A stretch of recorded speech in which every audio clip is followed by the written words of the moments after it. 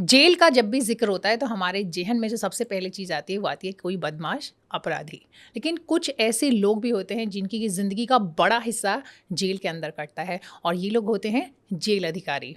आज ऐसे ही एक अधिकारी हमारे साथ हैं, सुनील गुप्ता जी। सर बहुत बहुत स्वागत है। Thank you for calling. मैं आपको बता दूं कि ये सुनील गुप्ता जी, वैसे तो आप में से ज़्यादातर लोग रूबरू होंगे उनसे। तिहाड़ में लगभग 35 साल वो रहे हैं, अलग अलग पद पर काम किया है। बतौर जेलर बहुत सारे उन्होंने बदलाव किए, बहुत सारे सुधार किए जेल के अंदर। और आज वो हमें बताएंगे कि जेल की असली कहानी होती क्या है। सर, आपके टेन्योर में लगभग 35 साल आप रहे तिहाड़ में, और बहुत लगभग शायद 8, लगभग नहीं, पूरा एग्जैक्ट नंबर जो है वो 8 है, 8 फांसियाँ हुई। जी जी, बिल्कुल आखिरी जो ठीक कह रहे हो आप। जी, हाँ। आखिरी फांसी थी अफजल गुरु की। हम्म, उस फांसी के बाद क्या ऐसा होता है कि जब आपने इतनी सारी फांसियाँ अपने सामने देखी, तो जिन लोगों को फांसी दी गई वो कभी आपके सपने में आए बाद में? खासकर अफजल गुरु का मैं जिक्र करना चाहूँगी। उनकी एक आखिरी हसरत थी, उसने बोला था आपको शायद मैं चाय पीना चाहता हूँ, तो चाय आप पिला नहीं पाए। तो कभी ऐसा आपको लगा कि सपने में आया, उन्होंने कहा कि भाई मेरी चाय अधूरी है अभी, बाकी आप पर? नहीं, ऐसा नहीं हुआ। एक्चुअली क्या है कि आप एक अलग सी लाइफ जीने के आदी हो जाते हो जब जेल जैसी नौकरी कर रहे हैं। तो उसमें क्या होता है कि लड़ाई झगड़ा एक आम आदमी के यहाँ नहीं होता। वहाँ रोज़ लड़ाई झगड़े होते हैं, रोज़ सुसाइड होते हैं, रोज़ मर्डर होते हैं, रोज़ एस्केप होते हैं। तो ये बिल्कुल अलग सी लाइफ हो जाती है जिसके कि हम आदी हो जाते हैं। तो उसमें जब ये सपने में आने वाली बात है तो शायद सपने में कोई भी नहीं आता। वो कहते हैं जेलर के सपने में क्या आना, किसी और के सपने में आएंगे जहाँ आने में फ़ायदा हो। यहाँ तो आने में कोई फ़ायदा नहीं है, डरेगा नहीं जेलर। तो अफजल गुरु के मामले में एक और चीज़ है, वो ये है कि जैसे कि आपने जिक्र किया, आपने एक किताब भी लिखी है जिसमें आपने बताया है कि कहीं ना कहीं जब फांसी हुई तो आप उसके बाद आप रोए, आपको कहीं दुख हुआ, या कह लीजिए, या फिर कुछ एक बात थी, अब कह सकते हैं, हो सकता है कि साथ रहते रहते आपको लगाव हो गया, या फिर ये हो सकता है कि आपको शायद कानून व्यवस्था पे आपके मन में कोई सवाल था। क्या बात थी कि जो आपने, जिसने इतना भावुक कर दिया एक जेलर देखें को? क्या होता है कि जेल के रूल्स बड़े क्लियर हैं। जेल के रूल्स कहते हैं कि आप कभी किसी से ना अनड्यू इंटीमेशन नहीं करोगे, ओके, या अनड्यू इंटीमेसी नहीं करोगे। बट ना इंटीमेसी तो कई अनड्यू, बार। हाँ, ना अनड्यू इंटीमेशन करेंगे, ना इंटीमेसी करेंगे। अनड्यू इंटीमेशन का मतलब यह है कि आप कोई उसको ज़्यादा बात बोलोगे नहीं। कोई जितनी बात बोलनी चाहिए जिससे आपका पर्पस सर्व हो रहा है, खाली उतनी बात बोलेंगे, उससे ज़्यादा बात नहीं बोलेंगे। ठीक है। और अनड्यू इंटीमेसी का मतलब यह है कि आप उससे कुछ ज़्यादा प्यार बढ़ाएंगे नहीं। कई लोग होते हैं कास्ट बेसिस पे प्यार बढ़ा लेते हैं, कई लोग होते हैं रिलीजन बेसिस पे बढ़ा लेते हैं, कोई और कारण होते हैं कि जिससे वो अनड्यू इंटीमेसी कर लेते हैं। तो अनड्यू इंटीमेसी नहीं होनी चाहिए। पर इस केस में क्या हुआ, मुझे लगता है कि मुझे अनड्यू इंटीमेसी हो गई थी। क्योंकि क्या हुआ कि एक तो उसने, जैसे जेल के कानून है, जेल अपनी तरह एक बिल्कुल कायदे कानून से चढ़ती है, टाइम से चलती है। एक तो ये है कि चाय का खाली 1 कप पिया हमने, पर वो उस टाइम पे वो काफ़ी बात करना चाहता था। वो उस टाइम पे जिस मूड में था, नहीं तो ज़्यादातर लोग होते हैं जो जब उनको पता होता है कि आधे घंटे में वो परलोक पहुंच जाएंगे, तो तो चाय कोई बहुत इम्पोर्टेंट नहीं है। वो लोग बड़े उदास होते हैं, बड़े एक अलग मुद्रा में अपना होते हैं, बिल्कुल डिप्रेस होते हैं। पर इसके केस में मैंने देखा कि ये डिप्रेस वगैरह कुछ भी नहीं थे, और ये एक चीयरफुल मूड में थे काफ़ी। तो इन्होंने जैसे पहले एक बार चाय पी ली, तो जनरली कोई चाय मांगता नहीं, तो इसलिए हमारा चाय वाला चला गया था। तो उसके बाद जो है, जब इन्होंने कहा कि जब ये इन्होंने बातें करनी शुरू की, बड़े काफ़ी टाकेटिव थे ये। और मुझे लगता है कुछ बातें उन्होंने हमारे लिए सोच के रखी हुई थी कि वो आखिरी टाइम पे बताएंगे हमें। क्योंकि जैसे उन्होंने बताया कि वो कोई भी, आप उनको इतना बड़ा टेररिस्ट समझ रहे हैं, वो इतने बड़े टेररिस्ट नहीं है। उन्होंने अपनी ज़िंदगी की जो शुरुआत की थी वो एक सभ्य नागरिक के तौर पे की थी, और वो भी हिंदुस्तान से उतना प्यार करते हैं जितना कि हम सब करते हैं। ये बात तो उनकी भूमिका थी। देखिए क्या होता है कि जनरली ये होता है कि आखिरी टाइम जब किसी का होता है तो ये माना जाता है वो झूठ नहीं बोलता, क्योंकि उसको सर, पता है कि इनसे कुछ मिल नहीं सकता। तो उन्होंने जब ये वाली बात फिर लेकिन उन्होंने सर मुझे। इसकी, सॉरी बीच में इंटरप्ट कर रही हूँ, लेकिन इसकी एक रिवर्स स्टोरी भी हो सकती है। अगर सामने वाला शख्स बहुत शातिर हो तो ये भी हो सकता है कि जो मेरे आखिरी शब्द होंगे कहे गए, वो शब्द जो है कहीं ना कहीं वो आखिरी शब्द रह जाएंगे, और हो सकता है कि उसका इम्पैक्ट जो है वो बहुत बड़ा हो। क्योंकि जब सज़ा दी गई है किसी को देश के कानून व्यवस्था के जरिए, तो वो ऑब्वियसली आप उसको नकार नहीं सकते। इतनी लंबी चौड़ी सुनवाई हुई, उसमें प्रूव हुआ कि ही वॉज गिल्टी, तो आप ये तो कहना बड़ा मुश्किल है कि भाई मैं बड़ा एक सामान्य नागरिक था, और फिर पीछे की कहानी हो सकती है कुछ अलग कहानी रही हो, लेकिन ऑफ कोर्स जो जिस क्राइम के लिए किया गया वो तो सबके सामने था। नहीं, जी। बिल्कुल आप बात सही कह रहे हैं। ट्रायल है, डेमोक्रेसी है, ट्रायल में सबको चांस मिलता है। जो उन्होंने बताया, मैं खाली देखा, हर कोई किताब लिखता नहीं, मैंने किताब लिखी, उसमें एक मोटिवेशन ये भी था कि जो अफजल ने कहा है तो वो बात लिखनी चाहिए मुझे, बिल्कुल। क्योंकि उन्होंने मुझे बताया कि अगर मेरा शरारती बेंटअप होता माइंड का, तो मैं अपने बेटे को MBBS ना करवाता। कहते नहीं तो कौन सा ऐसा जो मेरे ऊपर धाराएं लगी हुई हैं, कौन सा ऐसा एंटी नेशनल बंदा होगा जो अपने बच्चे को MBBS करवाएगा। इनकी अपनी बहन का बताया है, अपने भाई का बताया, कहते सभी जो है एजुकेटेड है, वेल वो है। कहते उन्होंने मुझे ये भी बताया कि मुझे पता है कि अब कुछ भी नहीं हो सकता है, पर मैं अपने दिल की बात है मैं आपके आगे रखना चाहता हूँ। तो मैंने कहा ठीक है। हमारा भी उस टाइम बड़ा एक गिव एंड टेक वाला माहौल होता है जब फांसी के आखिरी टाइम होता है। तो उन्होंने मुझे बताया कि मैं बिल्कुल एक अच्छा शहरी, एक अच्छा सिविलियन था। मैं PUCL के साथ काफ़ी देर में एक्टिव मेंबर रहा हूँ PUCL का। तारकुंडिया साहब मुझे जानते थे, और भी अच्छे अच्छे लोगों के नाम वो ले रहे थे। तो उसके बाद उन्होंने सारा अपना ये सारा ब्रीफ देने के बाद, और उन्होंने मुझे ये भी कहा कि मुझे फंसाया गया। मैंने कुछ वो नहीं किया। अब ये तो जो एविडेंस मेरे खिलाफ आ गया, आप उसमें कुछ भी नहीं कर सकते, मुझे पता है, पर मैं अपनी भड़ास जो आपके आगे निकालना चाहता हूँ। मैंने ठीक है। तो उन्होंने जिसका नाम लिया, मैं अब अगर उस प्रक्षेप में देखता हूँ, उन्होंने जिसका नाम लिया था कि जिसने मुझे फंसाया है, मैंने अपनी किताब में लिखा, उनका नाम भी लिखा हुआ है। जिस DSP का नाम लिया हुआ था, आप देखें वो वाला DSP जो इस टाइम जेल में है, कश्मीर की जेल में है, और उसने कई लोगों को फाल्सली फंसाया है एक सरकार से अनड्यू फायदा लेने के लिए। तो खैर वो जब उसको किया, तो उसके बाद ये बात होती रही, करीब करीब हमने 1 घंटा बात की होगी। तो उसके बाद फिर और भी कई बातें, वो एक पर्सनल उस लेवल पे आ गया। जो आपने मुझे कहा कि मैं इतना भावुक क्यों हो गया था, उसने एक पर्सनल रेपो जो है जोड़ लिया था। उसने मुझे कहा कि मुझे आपकी आंखों में ना बहुत कंपैशन नज़र आ रही है। तो एक तो जब मैं फांसी पे लगूंगा, लटकने के लिए जाऊंगा फांसी के तख्ते पे, तो मैं ना आपकी आंखों में देखना चाहूँगा। तो मैंने कहा ठीक है, आप जब फांसी के तख्ते पे जाएंगे तब तक तो आपके सिर के ऊपर जो है काला वो नहीं पड़ा होता, बस्ता नहीं पड़ा होता, तो आप देख सकते हैं। तब तक तो आपको लिबर्टी आप किसी के चेहरे पे भी देखें, मेरे चेहरे पे क्या, किसी के चेहरे पे देखें। ये बात थोड़ी अजीब सी है ना कि आप जब किसी जेलर की निगाह में देखते हैं तो वहाँ पर तो खौफ या फिर मौत दिखनी चाहिए। जो आदमी जा रहा है फांसी के तख्ते की तरफ, उसको कंपैशन दिख रहा है।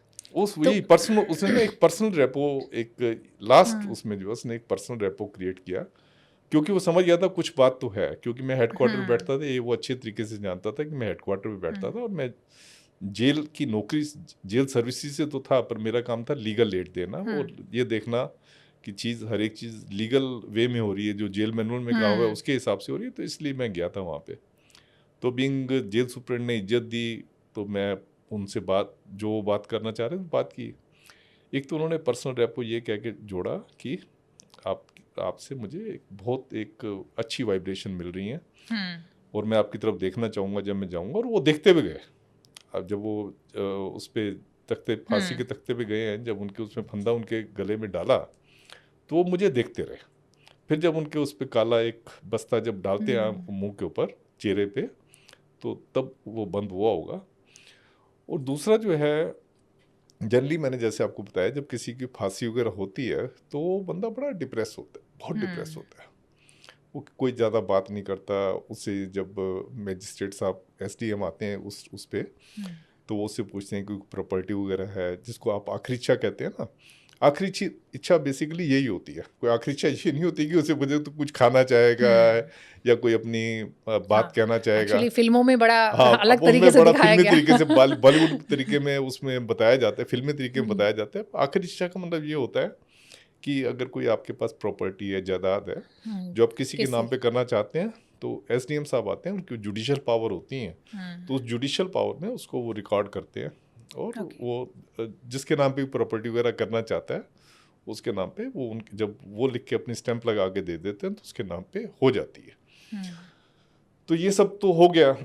उसके बाद उन्होंने कहा मैं एक गाना सुनाना चाहता हूँ। मैंने आज तक मैंने 8 फांसियाँ तो देखी थी यहाँ पे। मैंने कभी भी नहीं ऐसा सोच भी नहीं सकता था कि कोई बंदा आखिरी टाइम पे गाना सुनाना चाहता है। तो मैंने कहा ठीक है, आप बोलो। तो उन्होंने वो एक बॉलीवुड की फिल्म थी, संजीव कुमार उसमें हीरो थे, जिसमें था कि अपने लिए जिए तो क्या जिए, खुशी ये दिल जमाने के लिए। बेसिकली वो ये कहना चाहता था कि मैं जो फांसी पे जा रहा हूँ, ये कोई मैं अपने मतलब के लिए नहीं जा रहा कि मैंने कोई अपने लिए अपने फ़ायदे के लिए कुछ किया हो जिससे कि मैं फांसी पे जा रहा हूँ। मैं चाहता था, उसने पहले मैं बात बात में बताया था कि मैं चाहता हूँ कि इस देश से जो है इतनी बेईमानी है, इतनी करप्शन है, इतना डिग्रेडेशन है, वो कहता है मैं इसको हटाना चाहता था। मैं इसके लिए हमेशा बोलते रहता, कहता मेरी पिछली आप मेरी रिकॉर्डिंग्स देख लीजिए, मैं खाली करप्शन के खिलाफ लड़ रहा था, पर करप्शन का एक शिकार मैं बन जाऊंगा तो ये मुझे उम्मीद नहीं थी। तो उसने जब ये गाना गाया, गाना भी उसने पूरा गाया, पूरा आखिर तक, और हम भी साथ थे बैठे उसके, वो गाने को सुन रहे थे, तो हमने भी साथ गाना शुरू कर दिया। तो ये बड़ा प्लेजेंट एक्सपीरियंस था। एक नेगेटिव सर्कमस्टांसिस में बड़ा प्लेजेंट एक्सपीरियंस था कि आप उसके साथ मिलके, सुप्रिटेंडेंट जेल बैठे हैं, उनका और स्टाफ है, हम सारे बैठे, कुर्सी बैठे थे, वो स्टूल पे बैठे थे, हम सारे मिलके वो गाना गा रहे थे। और गाना गा के फिर उन्होंने पर्सनल रैपो जो क्रिएट कर लिया था, वो शक्ल देखते हुए फांसी के उस पर गए, और उस पर जाके फिर वो जब लटक गए, लटका दिया उनको। जेल स्टाफ ने लटकाया, कोई हैंगमैन वगैरह उसमें नहीं था। तो उनको जब लटका दिया तो उसके बाद करीब तो करीब क्या इसके लिए भी कोई कानून नहीं है कि मान लीजिए किसी वजह से हैंगमैन का वहाँ पे होना ज़रूरी है? हाँ, देखें क्या है कि जब अफजल गुरु की फांसी हुई तब ये कंपलसरी नहीं था कि हैंगमैन जरूर होना चाहिए। ओके। क्या होता है कि हैंगमैन जो है, पहली बात है आपको मिलते ही नहीं है। अंग्रेजों के टाइम पे हैंगमैन जो होते थे, ये जेल के सिपाही होते थे, जेल के वार्डर होते थे, और जिनको हैंगमैन का भी काम साथ दिया होता था। ठीक है। उनको एक्स्ट्रा पैसे मिलते थे कि अगर आप हैंगिंग कर रहे हो तो आप हैंगमैन का भी काम, वैसे आप वार्डर का काम करेंगे, सुबह शाम जो सिक्योरिटी ड्यूटी होती है वो करेंगे जेल की, और कहीं अगर हैंगिंग हो जाती है तो आप हैंगिंग के लिए जाओगे। जैसे हमारे पास जो बाद में तो एक नाम बड़ा अक्सर आता रहा, नाटा जल्लाद, अक्सर रोज आता रहा कि हाँ, बहुत सारी फांसी हमारे यहाँ हुई है। जैसे दिल्ली में है, मैंने जितनी जो पहले फांसियाँ देखी, 7 फांसियाँ देखी, उसमें एक कालू होता था जो कि मेरठ जेल से आता था, एक फकीरा होता था अच्छा। जो कि फरीदकोट जेल से आता था, पंजाब की जेल से आता था। तो जितनी फांसियाँ पहले हुई हैं सभी इन्होंने दी हैं। अच्छा। पर मैंने देखा है कि जो जो जल्लाद, जिसको आप सो कॉल्ड जल्लाद कहते हैं, उसका कोई इतना ज़्यादा रोल के काम होता रोल नहीं। काम नहीं। तो मतलब जेल मैनुअल में एक छोटी छोटी चीज़ लिखी है कि अब आपने क्या करना है, अब आपने क्या करना है, अब आपने क्या करना है। राइट। तो मुझे लगता है अगर आपको भी खड़ा कर दे और कह दे कि फांसी आपने इस तरीके से देनी है ये मुझे लगता है करियर ऑप्शन नहीं है। नहीं नहीं, मैं जी, सोचता हूँ, नहीं, लाइटर नोट हाँ पर। हाँ, लाइटर। तो मैं सोचता हूँ कि कोई भी उसको अगर जेल मैनुअल को पढ़ ले तो फांसी कोई भी दे सकता है। फांसी देना कोई इतना कॉम्प्लिकेटेड प्रोसेस नहीं है, पर जो फांसी देता है उसमें एक तरह का कम्प्लेक्स होता है कि मैंने एक आदमी की एक जान तो ले आप ली। देखिए ना, नाम के साथ ही जल्लाद अगर आप लगा देंगे, चाहे बेशक वो कानूनी तौर पर काम हाँ, किया जा रहा है, तो तो ऑफ कोर्स। उसको उसको एक कम्प्लेक्स होता है कि उसने फांसी दी है। तो मतलब एक काम जो है, आप किसी की जान ले रहे हो, ये भी एक बहुत घिनौना काम है। तो इसलिए इनको जो है जुड़े रहे, जितनी 7 फांसियाँ हुई इन्होंने दी है। तो जब ये 8वीं फांसी थी तो इसमें जब हमने मैनुअल के रूल्स वगैरह पढ़े तो कोई इतना कॉम्प्लिकेटेड काम नहीं लगा कि जो अगर जलाद नहीं होगा, जैसे जलाद हमें मिला ही नहीं। हमने पूरा नॉर्थ इंडिया में और जगह पूछा, कहीं जलाद नहीं मिल रहा था। और दूसरा होता है, जो किसी को भी आप फांसी देते हो, इसमें काफ़ी सिक्योरिटी एक्सरसाइज होती है। आपको एक सीक्रेसी जो है बरतनी पड़ती है। बेशक फैमिली वालों को पता होता है कि इसको फांसी दे रहे हैं, सबको पता होता है, पर फिर भी एक सीक्रेसी रखनी पड़ती है। वो इसलिए रखनी पड़ती है कि कोई एक्सटर्नल अटैक हो सकता है, उसको छुड़वाने के लिए किसी तरीके का राइट। अटैक हो सकता है। हमने जैसे फॉरेन में फिल्में देखी हैं कि हेलीकॉप्टर से आए और हेलीकॉप्टर वहाँ रुका और उसको रेस्क्यू करके ले गए। मैंने फिल्में देखी हैं इस पे, फॉरेन की, हॉलीवुड की। तो ये जो चीज़ें होती हैं, तो इसलिए हमें ना काफ़ी सीक्रेसी रखनी पड़ती है। तो इस पे भी हमने सीक्रेसी तो रखी हुई थी, जबकि हिंदुस्तान में पता नहीं क्या बात है, कोई चीज़ सीक्रेट रहती नहीं नहीं है। मैं फांसी कोठी में बैठा हुआ था, वहाँ 2-3 पत्रकारों के फ़ोन आ गए थे कि आप आज क्या किसी को फांसी दे रहे हैं? तो मैंने उनको मना किया, नहीं, फांसी हम किसी को नहीं दे रहे। तो ये सब चीज़ें जो है ये उसमें होती हैं। तो जो बात हम उसकी कर रहे थे, हैंगमैन की कर रहे, तो हैंगमैन हमने अपने वार्डरोब को कहा, देखो ये चीज़ करनी है, आप कर सकते हो केदार जी, मैं आराम से कर दूंगा। तो उसने बड़े आराम से इसको कर दिया था।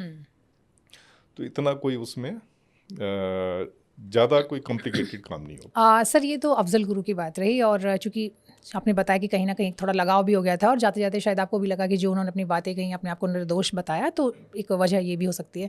एक और कश्मीरी अलगाववादी थे मकबूल भट्ट, उनके बारे में भी आपने कहीं लिखा है, अपनी किताब में जिक्र किया है कि उनकी उसको भी जिस तरह से फांसी लास्ट दी गई, अचानक से दे दी गई, और संभावित वो किसी एक्शन का रिएक्शन था। वो क्या मसला था? कहीं ना कहीं उससे भी एक ऐसी वाइब्स आती हैं कि एक सहानुभूति लगती है आपको उसके प्रति भी।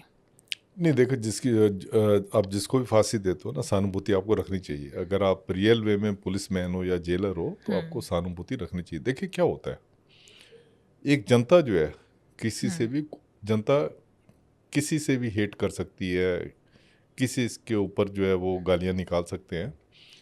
जो जेलर का रिश्ता जो होता है, जेलर का जो प्रिजनर से रिश्ता होता है, वो होता है गेस्ट और होस्ट वाला। आपको हैरानी होगी ये वाली बात सुन के। हमारा कानून पहली बार हाँ, सुन रही हूँ मैं ये बात। हमारा कानून ये कहता है कि जो प्रिजनर है वो जो है गेस्ट है, और जेलर जो है होस्ट है। तो जेलर और होस्ट में जो इंटीमेसी होनी चाहिए वो होनी चाहिए, अनड्यू इंटीमेसी नहीं होनी चाहिए। Right. एक इंटीमेसी होना चाहिए। आपको उसी तरीके से कंपैशनेट होना चाहिए हर एक से। उसकी जो ज़रूरत जो है, जो प्रिजनर की ज़रूरत है, उस ज़रूरत को आपको देना चाहिए रूल के साथ। आपको उसको नफरत से नहीं देखना। जैसे गांधी जी ने भी कहा था, hate the crime not the criminal. तो हमारा क्या होता है कि जब जेल में ये होते हैं, तो एक जैसे हम परिवार में रहते हैं। अब कोई आदमी 10 साल से हमारे पास जेल में रह रहा है, तो एक तरह का वो जैसे परिवार का हिस्सा होता है, वो उस तरीके परिवार का एक हिस्सा हो जाता है। जैसे हम दोनों अभी जो है कोई आधा घंटा 1 घंटा पहले मिले हैं, तो धीरे धीरे हमारी इंटीमेसी हो रही है, एक दूसरे से वाइब्रेशन हमारी पॉजिटिव हो रही है। तो वैसे ही जो है हमारा प्रिजनर के साथ जो है, जैसे हम प्रिजनर को बाहर देखते हैं, अखबारों में पढ़ते हैं, उसको पता नहीं कितना खतरनाक बताया होता है, पर वो जो है जब हम उसको सामने देखते हैं, तो जब उसे एक 1-to-1 बात करते हैं, तो एक हमारी इंटीमेसी डेवलप होती है। और इंटीमेसी में जो है हमारा एक दूसरे से जो भी बातें होती है, बड़ी कंस्ट्रक्टिव बातें होती है। और हमारी कोशिश एज ए जेलर, हमारी कोशिश होती है उसमें कोई अच्छी आदतें हैं, उन अच्छी आदतों को जो है इस्तेमाल करो। आपको हैरानी होगी सुन के कि जेल में जो है, जेल में अगर प्रिजनर जो है जेल एडमिनिस्ट्रेशन का साथ ना दें, हर एक स्फीयर में प्रिजनर साथ देते हैं। प्रिजनर सिक्योरिटी उसमें साथ देते हैं। पंजाब की जेलों में अभी भी नंबरदार होते हैं। ये बहुत इस पर बिल्कुल हम विस्तार से बात करेंगे आगे, जेल तो का जेल सिस्टम की कैसे होता सिक्योरिटी है। में भी इनका प्रिजनर्स का बड़ा हाथ होता है। अब जेल में जैसे खाना बनना है, उसमें भी प्रिजनर्स का बड़ा हाथ होता है। जो जेल में मुलाकात हो रही है, लीगल मुलाकात है, सब चीज़ों में प्रिजनर्स हमारी भागीदारी होती है। तो जैसे आपने मकबूल भट्ट जी की बात की थी, तो मकबूल भट्ट हम तब नए नए थे जब हम जेल में आए थे, हमारे से पहले वो जेल में थे। तो जैसे मैंने आपको बताया कि हम हर एक प्रिजनर से ऐसे बात करते हैं जैसे आप एक परिवार वाले से बात कर रहे हैं। कोई ऐसा नहीं होता कि हम जाके तू तड़ाक करेंगे या पीट, जैसे बॉलीवुड में दिखाते हैं, पीटना शुरू कर दिया, ये कर दिया, वो कर दिया। ऐसा लेकिन नहीं आपने होता, ऐसा उसमें बिल्कुल अपनी नहीं किताब में जिक्र किया कि कहीं ऐसा लगा कि टाइम से पहले आनन फानन में मतलब हाँ, फांसी दी तो गई, तो उसमें वो क्या क्या किस्सा था? उसमें क्या था कि मकबूल भट्ट के पास जब हम जाते थे, तो काफ़ी सभ्य किस्म के वो इंसान थे, खेल में बड़े अच्छे थे। वहाँ पे जेल में बैडमिंटन हम उनके साथ खेलते थे। और इसी को सुधार कहा जाता है, जो प्रिजनर रिफॉर्म कहते हैं, इसी को प्रिजन रिफॉर्म कहा जाता है।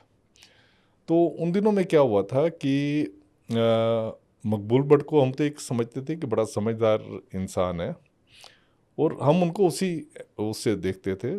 जो भी पॉजिटिव एक्टिव जेल में होती थी उसमें उनको बराबर के वो भागीदार थे। तो उसके बाद क्या हुआ कि एक जो बाहर जो है बड़ी हलचल थी, जो उनकी ऑर्गेनाइजेशन थी JKLF, जैसा कि हमने अखबारों में ही पढ़ा है। तो JKLF जो है उन्होंने किसी हमारे डिप्लोमेट को जो है किडनैप किया फॉरेन कंट्री में, और इसकी रिलीज़ की बात की मकबूल भट्ट की। तो उससे फिर गवर्नमेंट को लगा कि ये तो फिर एक खतरे को हमने अपने पास बिठाया हुआ है। तो उसके बाद इसका जो है जो भी जहाँ पे अभी तक उनको जबकि डेथ सेंटेंस हो गई थी, उनकी मर्सी पिटीशन वगैरह जो है वो पेंडिंग थी। तो मर्सी पिटीशन रिजेक्ट हुई है, फटाफट जाके उसमें जब जाके वहाँ से जो सेशन जज होता है वो ब्लैक वारंट इशू करता है। तो जो कश्मीर का सेशन जज था जिसने इनको डेथ सेंटेंस दी थी, उनसे ब्लैक वारंट इशू करवाया गया और उनको जो फांसी दी गई। आनन फनन आप इसलिए वर्ड इस्तेमाल कर सकते हो कि बहुत जल्दी में दी गई। बहुत जल्दी में इसलिए दी गई क्योंकि एक इंडियन डिप्लोमेट का जो है मर्डर हो गया इनकी रिहाई को लेके। तो इसलिए गवर्नमेंट ऑफ इंडिया को ये चीज़ करनी पड़ी, कंपेल हो गई थी गवर्नमेंट ऑफ इंडिया उनको फांसी देने के। शायद शुरुआत में आपको भी डर लगता था उस कमरे में जहां फांसी दी गई वहां पर अकेले जाते हुए। कहते हैं कि जेल में मकबूल भट्ट की आत्मा घूमती है, भूत घूमता है। कुछ इस तरह के किस्से कहानियां हमने सुने हैं, पढ़े हैं। आपका कभी ऐसा कोई अनुभव रहा? देखिए क्या है, उस टाइम में हमारी जब उनको फांसी दी गई तो हमारी उम्र 23-24 साल की वो थी, इतनी रही होगी। तो भट्ट साहब को जब फांसी दी गई तो उनकी बॉडी को वहीं पे जहाँ पे उनको जिस वार्ड में उनको रखा हुआ था उसी वार्ड में एक जगह पे उनको दफना दिया गया। ये गवर्नमेंट के हाथ में होता है। अगर गवर्नमेंट को लगता है कि अगर इनकी बॉडी इनके घर वालों को दे देंगे और उस बॉडी का मिसयूज हो सकता है, या वो बॉडी किसी के लिए एक ब्रीडिंग ग्राउंड बन सकती है कि अलगाववादी शक्तियों के लिए या किसी टेररिस्ट ऑर्गेनाइजेशन के लिए, तो बॉडी वहाँ नहीं देते। तो इनकी बॉडी दी नहीं गई थी, तो उससे फिर जेल में ही जो है, क्योंकि आप किसी को जेल में वैसे किसी को नहीं दफना सकते, पहले आपको एक उसको कॉरपोरेशन से जाके उसका सर्टिफिकेट लेना पड़ता है कि इसको आप ब्यूरियल ग्राउंड के लिए इस्तेमाल कर रहे हैं। तो जब वो सर्टिफिकेट देते हैं तब आप उसको ब्यूरियल ग्राउंड जो है बना सकते हो। तो इनको वहीं पे जो है दफना दिया था। और ये परहैप्स पहला केस था जेल की हिस्ट्री में, तिहाड़ जेल की हिस्ट्री में, किसी को जेल के अंदर ही दफना दिया गया। तो उनकी जो मकबूल भट्ट साहब की जो एक, मैं साहब उनको इसलिए कह रहा हूँ कि काफ़ी मैं इज्जत करता था उनकी, और लोग भी बहुत इज्जत करते थे। तो उनका क्या है कि उनका एक अलग से पर्सनैलिटी थी, एक चमकता हुआ गोरे रंग का उनका चेहरा था, और वो सफ़ेद कपड़े पहनते थे। वैसे भी एज ए कैदी जो है सफ़ेद कपड़े पहने होते हैं, तो सफ़ेद सलवार कमीज जो है जनरली वो पहने होते थे। तो जब उनको वहीं पे उनको दफना दिया गया, तो कुछ एक लोग जो थे जिनको कि वो उस वार्ड में जब आते थे, जब वो देखते थे कि सामने उनकी कब्र है, उनको डर लगता होगा, तो उन्होंने ये कहना शुरू कर दिया। कोई कहे कि मैंने अभी उनको देखा था, वो मेरे पास आए थे और मुझे ये कह के गए। कोई कहे कि मेरे पास आए थे और मुझे डरा के गए कि तेरे को मैं मार दूंगा। इस तरीके के किस्से जो है उन दिनों में काफ़ी होते थे। तो हम भी तब नए नए थे, तो थोड़ा सा तो होता ही था, डर लगता ही था कि आप जब उस वार्ड में इंस्पेक्शन कर रहे हो, जिस वार्ड में ब्यूरियल ग्राउंड है, जैसे है ना रात के टाइम पे क्रिमेशन ग्राउंड भी हो, तो उसमें भी लोग नहीं जाते रात के टाइम, तो ऐसे ही वहाँ ब्यूरियल उनको क्या दफनाया हुआ था, तो थोड़ा सा वो डर लगता ही था, तो लगना स्वाभाविक है। तो उसमें आते थे। बट ये भी अपने आप में बड़ा कॉन्ट्राडिक्टरी स्टेटमेंट है जो आप बता रहे हैं कि एक तरफ किसी शख्स को जिसको कि कानून ने भी तय कर दिया हो कि भाई ये किसी भी वजह से, मतलब पूरा देश उनको आतंकवादी मान रहा है, कानून भी तय कर चुका है कि हाँ ये अपराधी हैं, तो उनके लिए इज्जत होना या उस शख्स के लिए इज्जत होना, ये थोड़ा सा कॉन्ट्राडिक्टरी मुझे लगता है कि मैं चाहूँगी कि आप इसमें ज़रूर बताएं कि क्या वजह रही। हाँ, आपने बहुत अच्छी बात पूछी है। देखें क्या है, जो एक आम जनता है उनका रिलेशन उनके साथ अलग होता है। एज ए जेलर आपका, वो जनरली जेलर को जो है माई बाप कहा जाता है। अच्छा। जो प्रिजनर होते हैं जैसे एक फैमिली हेड होता है, अभी भी यही है। ओके। सुपरिटेंडेंट जेल जो भी होता है उसको वो एक अपना एक फादर फिगर, चाहे छोटा भी होगा उसको फादर फिगर की तरह वो इज्जत देते हैं, क्योंकि सुपरिटेंडेंट के पास पूरी पावर होती है। सारी पावर ही एक तरह का देखा जाए जेल में सुपरिटेंडेंट के पास पावर है। अगर आपको खाना ठीक नहीं मिल रहा आप सुप्रीम के पास जाओगे, पीना ठीक नहीं मिल रहा सुप्रीम के पास जाओ, आपको अगर लीगल एड नहीं मिल रही है सुप्रीम के पास जाओ, हर एक चीज़ का इलाज जो है तो बेसिकली कह सुपरिटेंडेंट सकते जेल हैं है। कि आप जो है अपनी जो जिम्मेदारी है और दूसरा उसको मैंने आपको बताया है कि जेल मैनुअल कहता है कि सुपरिटेंडेंट जेल जो है वो होस्ट है और वो प्रिजनर जो है गेस्ट है।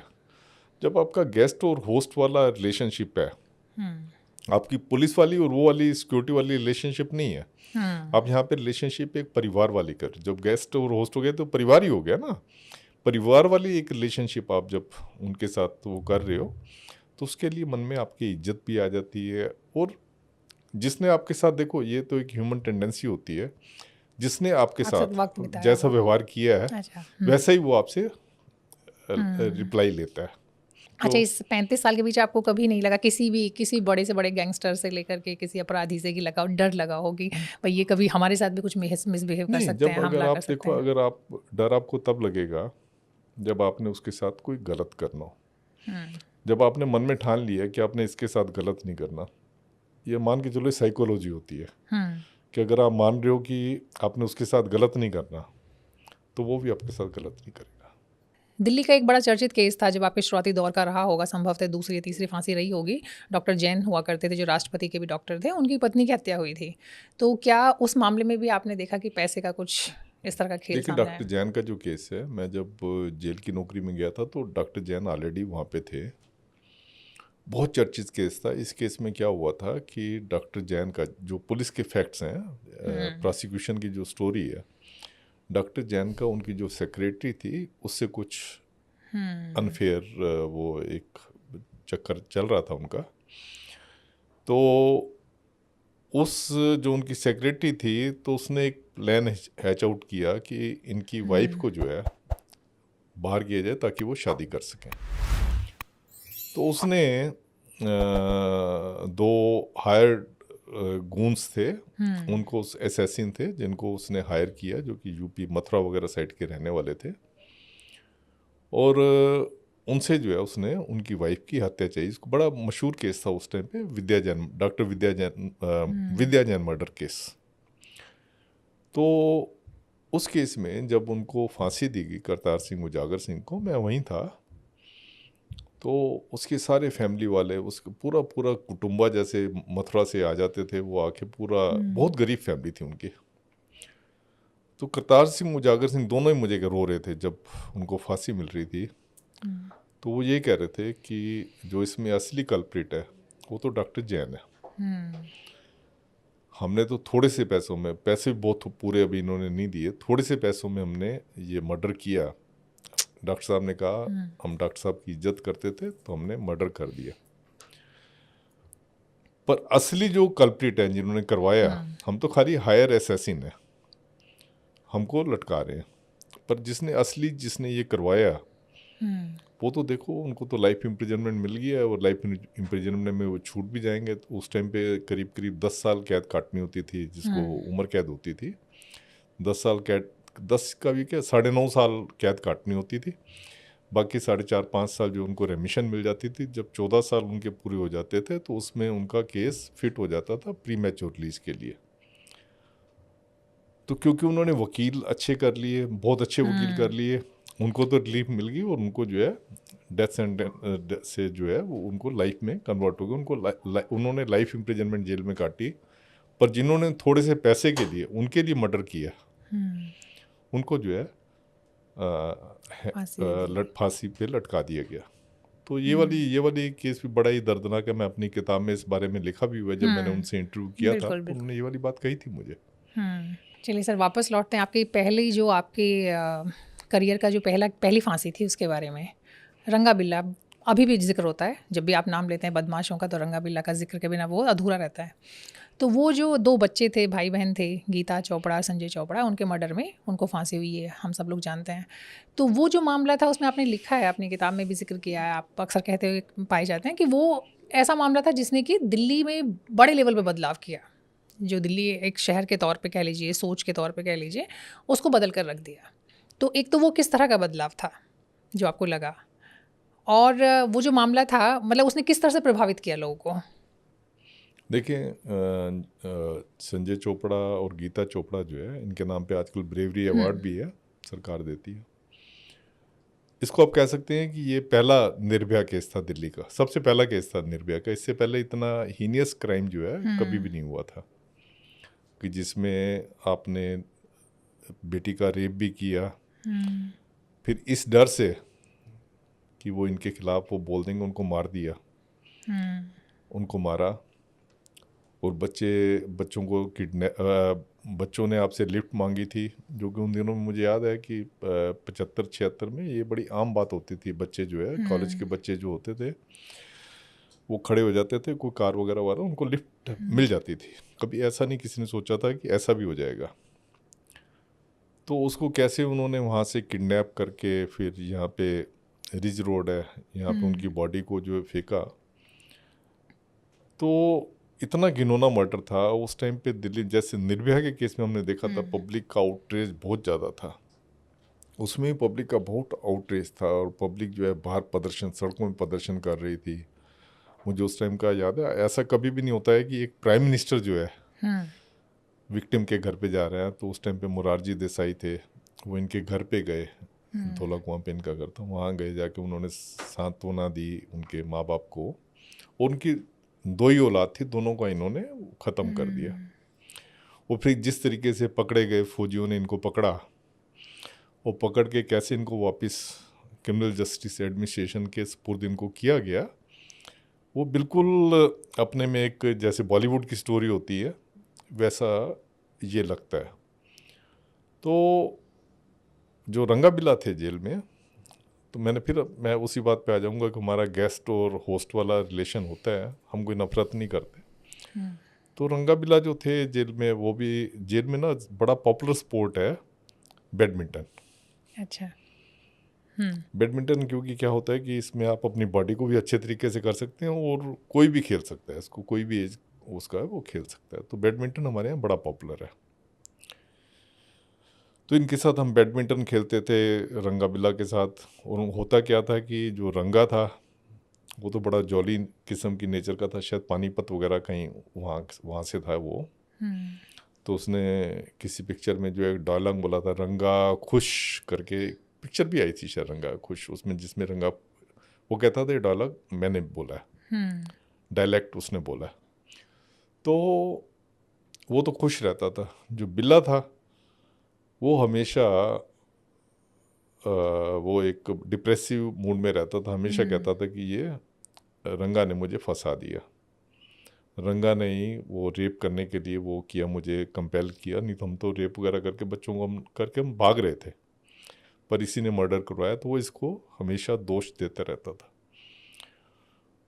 तो उसके बाद जब इनकी फांसी हुई, तो जब फांसी हुई तब भी पूरा उसमें जो है वही था कि हम सब थे वहाँ पे फांसी पे खड़े हुए। तो दोनों ने रोते हुए जो है, मतलब बिल्कुल बड़े डिप्रेसिव मूड में थे वो, जब उनको फांसी दी गई। और जब फांसी दी गई तो रंगा जो है बड़ा लीन पतला सा था, जबकि बिल्ला जो है वो थोड़ा सा हेल्दी, थोड़ा सा, ज़्यादा हेल्दी नहीं था, थोड़ा सा हेल्दी था, उससे कंपैरेटिवली उससे ज़्यादा हेल्दी था। जब फांसी दी गई तो हमारा रूल ये कहते हैं 2 घंटे के बाद जो है डॉक्टर आके एग्ज़ामिन करेगा, और एग्ज़ामिन करके वो कहेगा कि इनकी जो लाइफ जो है एक्सटिंक्ट हो चुकी है, मतलब मर चुके हैं। तो उसमें जब हमने 2 घंटे के बाद डॉक्टरों को बुलाया, तो डॉक्टर ने देखा, उसने इसका तो सर्टिफिकेट दे दिया बिल्ला का कि इसकी लाइफ एक्सटिंक्ट हो चुकी है, मर चुका है। पर रंगा के उसमें देखा, उसने कहा इसमें तो अभी जान है। तो होता ही है कि अगर बहुत लीन हो, पतला हो, वो अगर अपनी सांस को जो है कुछ रोक वगैरह ले उससे पहले, तो कई बार उसमें बच जाता है, उसमें सांस रह जाती है। तो उसके बाद ये बड़ी अजीब सी वो थी कि अब क्या करें। तो फिर मुझे याद है उस टाइम पे हमें तो इतना ज्ञान नहीं होता था रूल्स वगैरह का। तो उस टाइम पे जो सुप्रीटेंडेंट थे उन्होंने किसी को कहा कि आप इनको जो है वो टांग इनकी खींचो नीचे, क्योंकि जो फांसी का तख्ता होता है उसके करीब करीब नीचे 10 फीट का एक कुआं होता है जिसमें बॉडी लटकती रहती है। तो उसमें फिर कुएं में नीचे जाके उसने टांग खींची, हमारे सिपाही ने जाके दोनों टांगों पे वो लटक गया। तो तब जाके उनकी डॉक्टर ने सर्टिफिकेट दिया कि हाँ। उसके बाद जब चेक किया उसने कहा क्या अब नहीं जान है। निकल गई है। फिर बॉडी उनके घर वालों को दे दी थी, घर वाले ले गए थे। और आपने अभी जिक्र किया कि जेल की जो सुरक्षा का जिम्मा है वो तमिलनाडु पुलिस के पास है, तो ऐसा क्या वजह है? क्या दिल्ली पुलिस जो है वो कॉम्पिटेंट नहीं है, या कोई अलग से फोर्स तैयार करके ये जिम्मा नहीं दिया जा सकता? देखिए, सुरक्षा को ना आपने कई भागों में बांटा हुआ होता है। हम्म एक भाग तो आपका है कि जो हाई सिक्योरिटी प्रिजनर्स हैं, जो गैंगस्टर्स हैं, टेररिस्ट हैं या हैबिचुअल प्रिजनर हैं, उनकी सुरक्षा का जिम्मा होता है टीएसपी के पास। बाकी प्रिजनर्स की सुरक्षा का जिम्मा होता है जेल वालों के पास। दूसरा क्या होता है, जैसे आप जेल में एंट्री करते हैं तो तमिलनाडु स्पेशल पुलिस ही आपकी सर्च वगैरह जो करती है। ज़्यादातर जेलों में इन्होंने जेल वालों को ना रख के बाहर की फोर्स को रखा हुआ है, कहीं सीआरपीएफ को रखा हुआ है, कहीं आईटीबीपी को रखा हुआ है। ज़्यादातर टीएसपी है जो कि आप सबकी सर्च करती है, क्योंकि सर्च करना जेल के अंदर कोई भी जाता है, सर्च करना सबसे इम्पोर्टेंट ड्यूटी होती है। क्योंकि सर्चिंग में आपके पास किसी के पास ड्रग्स होती हैं, किसी के पास हथियार होते हैं, बहुत चीज़ें होती हैं जो आपको मिलती हैं सर्चिंग में। इसके बाद जो टावर ड्यूटी है वो भी सिक्योरिटी की ये करते हैं। तो आप लगा लें सिक्योरिटी रिलेटेड जो इम्पोर्टेंट काम होता है वो ये करते हैं।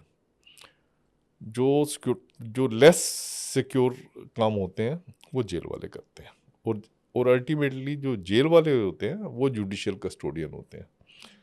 जो तमिलनाडु वाले होते हैं ये जुडिशियल कस्टोडियन नहीं है। जुडिशियल कस्टोडियन जो है जेल वाले होते हैं। अब आपका क्वेश्चन था कि तमिलनाडु वालों को क्यों रखा।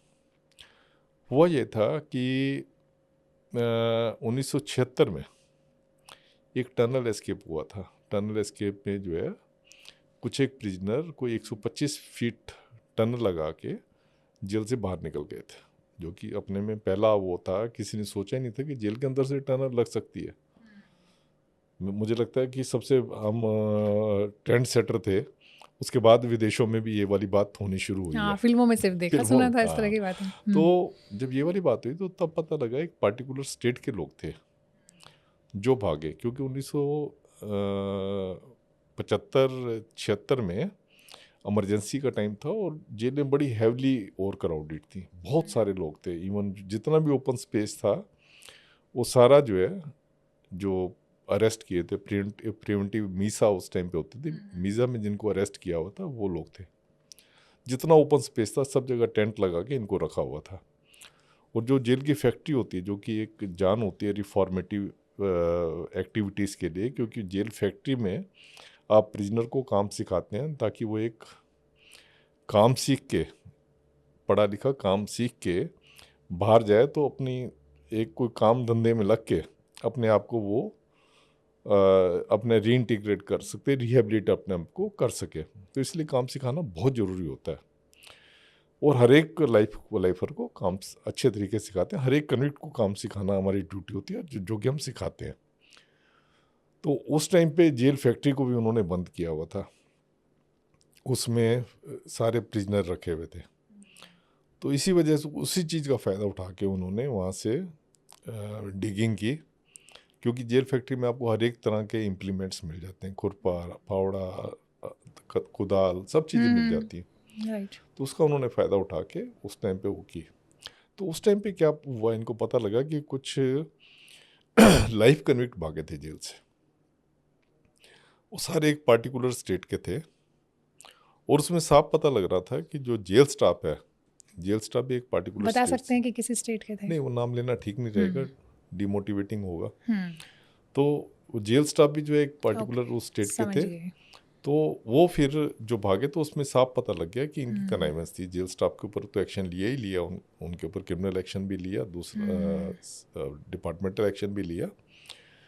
और प्रिजनर बाद में सारे अप्रिहेंड हो गए थे, ज़्यादातर उम्र कैदी थे। उसका कारण ये था कि जो आपस में एक इंटीमेसी होती है, एक इंटीमेसी जैसे मैंने शुरुआत ही की थी, अगर इंटीमेसी अनड्यू हो जाती है तो उसका उन्होंने फ़ायदा उठाया। आपस में आप तो किस शहर का है, मैं इस शहर का हूँ, अरे तू उसको जानता है, मैं उसको जानता हूँ, वो बस ऐसे आपस में एक रिलेशनशिप बना ली और उस चीज़ का उन्होंने फ़ायदा उठाया था। तो उसी चीज़ को रोकने के लिए इन्होंने तब ये फैसला किया कि कोई हम ऐसी पुलिस को यहाँ लगाएंगे जो कि ऐसे बातचीत ना कर सकते, दिल्ली के प्रिजनर से बातचीत ना, इनकी बात को ना समझ सके। उस चीज़ के फ़ायदे भी थे, नुकसान भी थे।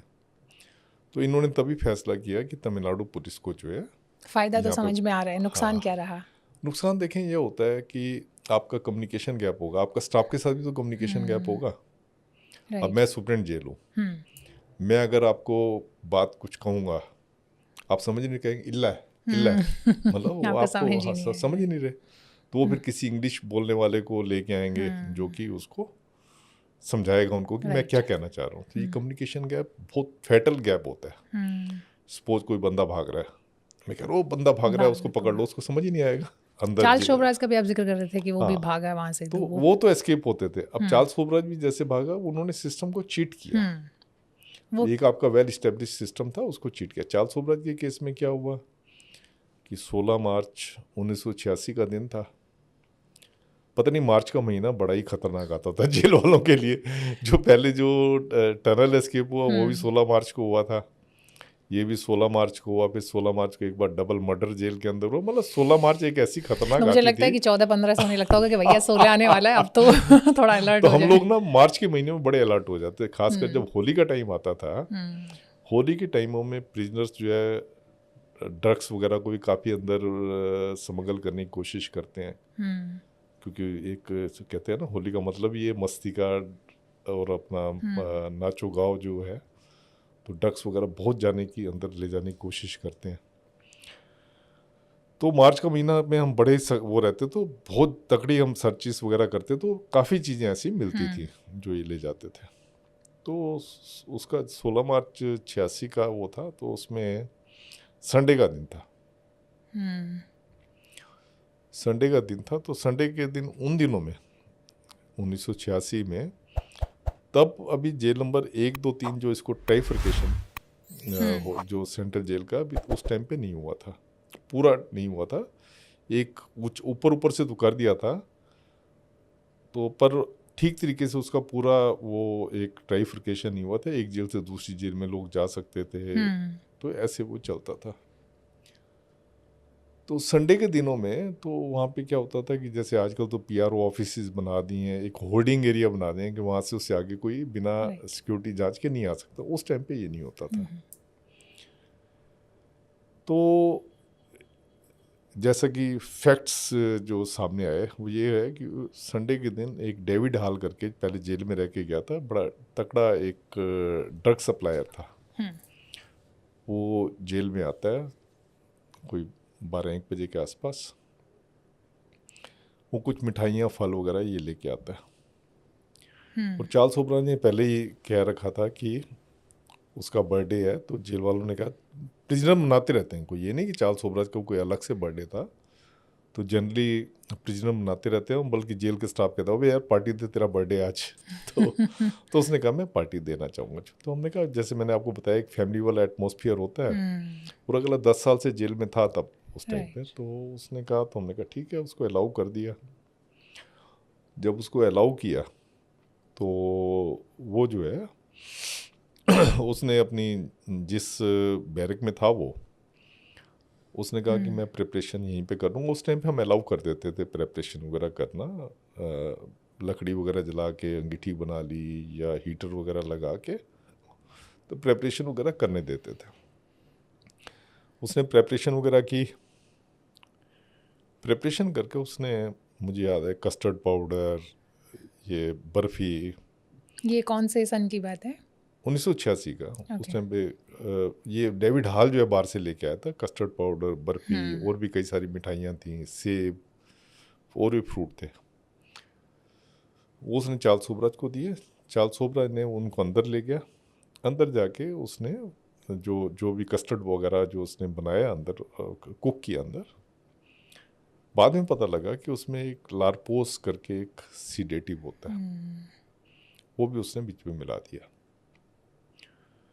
तो उसने बर्थडे का पहले अपना मनाया ही हुआ था, तो जब उसने बर्थडे का कह दिया है और जेल जो डिप्टी सुप्रिंटेंडेंट है उसने अलाउ कर दिया कि बर्थडे मना लो, और चलता था ऐसा ऐसा, उसने कोई नई बात नहीं की थी जेल सुप्रिंटेंडेंट ने कि अलाउ कर दिया हो। तो उसके बाद उसने जाके सबको मिठाई वगैरह जो भी उसने अंदर बनाई थी, वो उसने जाके जो भी इम्पोर्टेंट पॉइंट्स के ऊपर जो थे उन सबको सिक्योरिटी खिलाया। वाले। इम्पोर्टेंट पॉइंट कौन से होते हैं? छुट्टी वाले दिन। छुट्टी वाले दिन बिल्कुल जेल सुनी सी पड़ी होती है, नहीं तो वैसे तो होता है प्रिजनर आ रहे हैं, जा रहे हैं, कोर्ट से आ रहे हैं, छूट रहे हैं, सारा वो एक एक्टिविटीज रहती हैं। संडे वाले दिन बिल्कुल, संडे या जो गेस्टेड हॉलीडे वाले हैं उस दिन बिल्कुल वो डल रहता है वहाँ सब कुछ। तो कुछ जो भी सिक्योरिटी पे मेन थे, एक तो जैसे ड्यूटी ऑफिसर हो गया जो ड्यूटी में बैठता है, जो सारी एक्टिविटीज़ को वॉच करता है, उसको उसने मिठाई खिलाई। उसके बाद एक गेट कीपर, सबसे इम्पोर्टेंट पोस्ट होती है, दरबान जिसको कहते हैं, उसको मिठाई खिलाई। और उसमें उसका हेल्पर दरबान था, उसको उसने खिलाया। फिर एक और बंदा है जो बाहर राइफल संतरी होता है, उसको इसने खिलाई, मिठाई खिलाई। तो जब खिलाई तो उसमें नशा तो था ही, और सबको मिठाई खिलाने के अलावा उसने एक करेंसी का लालच होता है, हर एक को 50 रुपए का नोट उसने करारा करारा सबको साथ दिया। तो लालच लालच देखो इंसान में आ ही जाता है, तो उन सब ने ले लिया। तो सब जैसे वो खाते गए वो ढेर होते गए।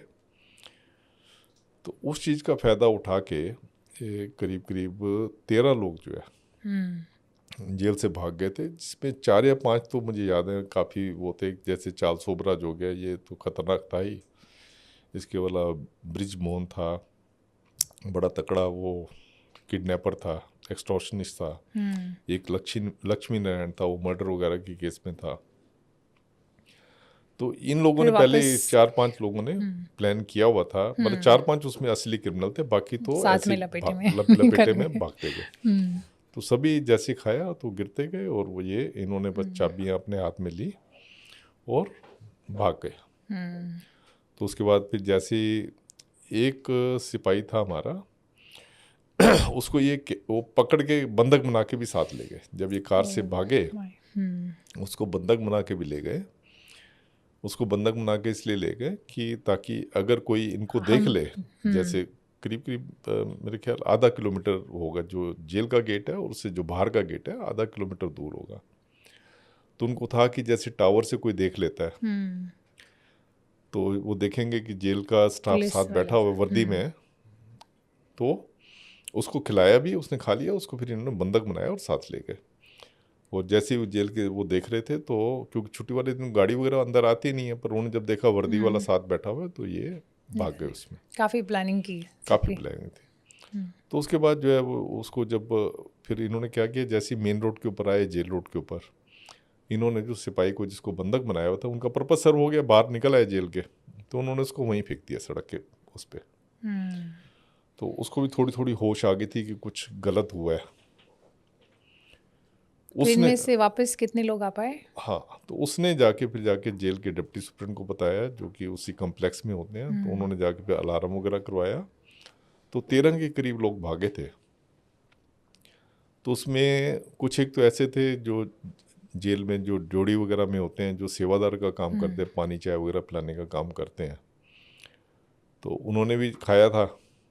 तो वो भी जब देखा गेट खुला हुआ है तो भाग गए।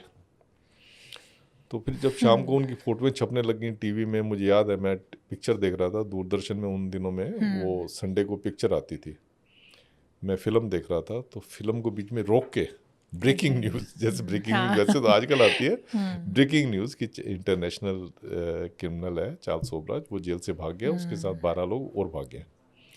पकड़ पाए इनमें से कुछ लोगों को? तो उसके बाद क्या है कि 4-5 लोग तो अपने आप ही वापस आ गए थे। अच्छा। तो 2 या 3 प्रिजनर थे जिनको ये नहीं पकड़ पाए थे, बाकी सारे पकड़े गए थे। चार्ल्स सोबराज? वापस? शोबराज को तो करीब 1 महीने बाद पकड़ लिया था। वैसे तो देखिए, चार्ल्स शोबराज की दुनिया किस्से इतने मशहूर हैं कि हम सब लोग बहुत कुछ सुनते और जानते हैं, लेकिन आपके साथ कुछ अलग तरह के किस्से जुड़े हुए हैं। शायद जो पहली मुलाकात थी आपकी, जब आप अपनी जॉइनिंग के लिए आए थे तिहाड़ जेल में, तो आपकी पहली मुलाकात हुई चार्ल्स शोबराज से। और वैसे तो खैर आप विस्तार से खुद ही बताएं तो अच्छा रहेगा। शायद आपकी जॉइनिंग को लेकर कुछ इशू था जिस वजह से हाँ, आपसे उनसे बातचीत हुई, और कुछ मदद भी की उन्होंने उसमें। क्या था पूरा किस्सा? देखिए क्या था कि उन दिनों में जो दिल्ली जेल के जो है अपने ऑफिस, मतलब दिल्ली जेल के ऑफिसर्स, दिल्ली जेल की जो मैनेजमेंट थी, उन्होंने फैसला किया कि दिल्ली जेल को दिल्ली जेल के ऑफिसर जो है मैन करेंगे। उस टाइम पे जितने भी ऑफिसर वगैरह थे, पंजाब, हरियाणा, यूपी वगैरह यहाँ से आए हुए थे, या किसी और सिविल सप्लाई डिपार्टमेंट उससे इन्होंने वो रख ला के उनको बिठाया हुआ था। उनको उनके पास जो जेल की नौकरी थी, उनको एक जो बाहर से अफसर आए हुए थे, उनको तो ये लालच था कि दिल्ली के लिए सबका दिल करता है दिल्ली में काम करने का। जो पंजाब हरियाणा से आए हुए थे, उनका तो ये था कि दिल्ली में नौकरी करेंगे। और जो सिविल सप्लाई के ऑफिसर हो गए, या दिल्ली एडमिनिस्ट्रेशन के दूसरे डिपार्टमेंट के लोग हो गए, उनको ये ज़बरदस्ती पोस्टिंग करते थे यहाँ पे। तो इन्होंने सोचा कि दिल्ली की अपनी कैडर बनाए। तो जब हम लोग आए, तो जो हरियाणा पंजाब के जो ऑफिसर थे, इनमें थोड़ा एक रेजिस्टेंस था। उनको लग रहा था कि जो वो एक तरह का रूल कर रहे थे, जेल को चला रहे थे, तो उनकी मोनोपोली ख़त्म हो रही है, ये जेल के आ जाएंगे तो धीरे धीरे इन्होंने सारा टेक ओवर करना है। तो उनका रेजिस्टेंस था। तो मैं इससे पहले रेलवे में काम करता था, परमानेंट जॉब थी। वहाँ से जब मैं छोड़ के आया यहाँ पे, तो मैं जब सुब्रन के पास आया, मैं तो सोच के आया कि बड़े अच्छे तरीके से मेरा वेलकम होगा, कि मैं रेलवे की ज़्यादा सैलरी ले रहा था उससे। यहाँ पे मैं इसलिए आया, रेलवे में क्या होता था कि आपकी ट्रांसफ़र पूरे हिंदुस्तान में कहीं भी कर सकते थे, नॉर्थ इंडिया में तो खासकर वो करते थे। तो यहाँ दिल्ली में कम से कम ये है कि आप एक ही जगह पे दिल्ली में रहेंगे कहीं भी, क्योंकि दिल्ली में तब तो जेल ही खाली तिहाड़ में होती थी, और कहीं जेल पे थी भी नहीं। तो ये सोच कर, दूसरा जैसे हमें बचपन से एक पढ़ाया जाता है ना, पुलिस की नौकरी करनी है आर्मी की नौकरी करनी है, ये होता है। तो हाँ, वर्दी वाली नौकरी करनी है, तो ये था। तो आए तो मैंने उनको कहा, सुप्रीम से मैं मिला जाके। तो वो सुप्रीम था, मैं असिस्टेंट सुप्रीम था। तो मैं उनको कहा, सर ऐसे ऐसे मैं आया हूँ। कहने के क्यों आए हो? मैंने कहा ऐसे ऐसे ऑफ़र लेटर है आपका। कहते ये ऑफ़र लेटर तो हमने आपको 2 महीने पहले भेजा था। मैंने कहा आपने 2 महीने पहले भेजा था, पर मैंने आपको एक लेटर लिखा था जिसमें मैंने कहा था क्योंकि मेरे को रेलवे में रिज़ाइन करना है, परमानेंट नौकरी जॉब में कर रहा हूँ, रिज़ाइन देना है। तो रिज़ाइन के लिए हमें कम से कम 2 महीने का वहाँ पे एक पीरियड था। वो पीरियड जैसे ही आज ख़त्म हुआ, 7 तारीख को मेरा रेजिग्नेशन एक्सेप्ट किया, 8 तारीख को मैं आ गया हूँ। और मैंने आपको इंटीमेट भी किया था। तो फ्लैटली बोलने लगे, नहीं मेरे को कोई इंटीमेशन नहीं आया, और यहाँ तो कोई पोस्ट खाली नहीं पड़ी। मैं परेशान। फिर मैं थोड़ी देर आके बाहर आके संभला, फिर मैं दोबारा अंदर चला गया। तो कहते फिर आप आ गए। मैंने कहा सर मैं रेलवे की जॉब छोड़ के आया हूँ, और आप कह रहे हो यहाँ जॉब नहीं है। मैंने कहा सर आपको एक आरपी सिंघल साहब का फ़ोन आया होगा। तो कहते कौन आरपी सिंघल?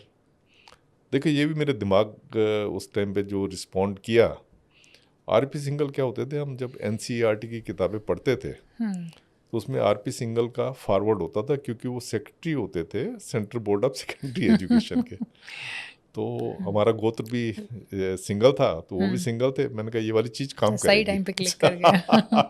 तो मैंने कहा कि सिंगल साहब, आप जानते होंगे सिंगल साहब को, उनका फ़ोन आया होगा आपको मेरे लिए। बाई चांस मुझे ना किसी ने हिंट दे दिया था कि जितने लोग भी इसमें 8-10 लोग जो भी भर्ती हुए हैं, सभी की बड़ी बहुत ऊंची ऊंची अप्रोच थी, वही आए हैं।